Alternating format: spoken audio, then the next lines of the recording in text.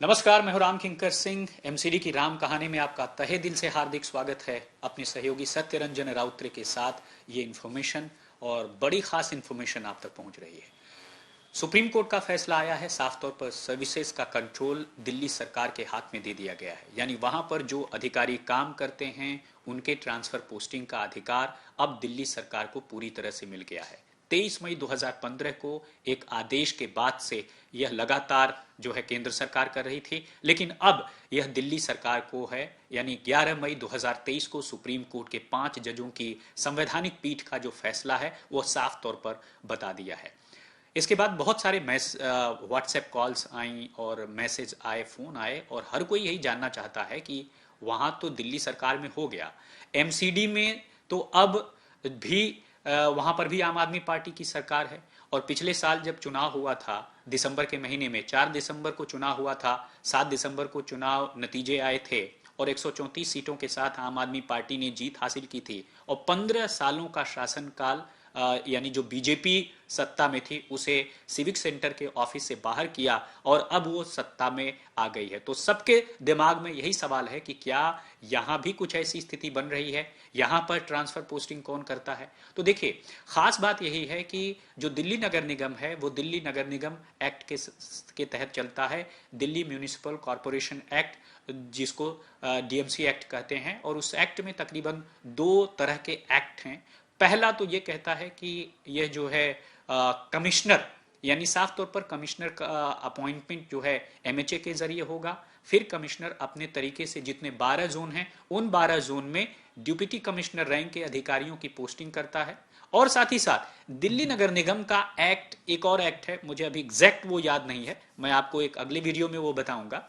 उस एक्ट में ये कहा गया है कि जो शायद 59 है, एक बार रीचेक जरूर करना पड़ेगा, लेकिन ये कहा गया है कि उस एक्ट के तहत सदन को पावर है कि जो इंजीनियर्स हैं, चीफ इंजीनियर्स हैं और दूसरे नीचे के जूनियर इंजीनियर्स हैं, सबकी ट्रांसफर पोस्टिंग जो है वह सदन के मातहत होती। क्या वो मेयर के मातहत होगी या फिर सदन कैसे होगा। तो क्या एक नया ग्राउंड है ये, जब ट्रांसफर पोस्टिंग का मसला का अगर कोई सवाल पैदा होता है दिल्ली नगर निगम के अंतर्गत, तो क्या उस पर भी सुप्रीम कोर्ट का यह फैसला लागू होगा या फिर कुछ अलग तरीके से अपने अधिकार को लेने के लिए आम आदमी पार्टी कोर्ट में जा सकती है, या फिर क्या कुछ होगा। तो अभी तक की परिपाटी यही रही है कि जो केंद्र सरकार है वो अपने तरीके से कमिश्नर अपॉइंट करती है। तो ये ऑटोनोमस बॉडी है, दिल्ली नगर निगम एक्ट एक ऑटोनोमस बॉडी है और वह चलती है दिल्ली म्यूनिसिपल एक्ट के तहत।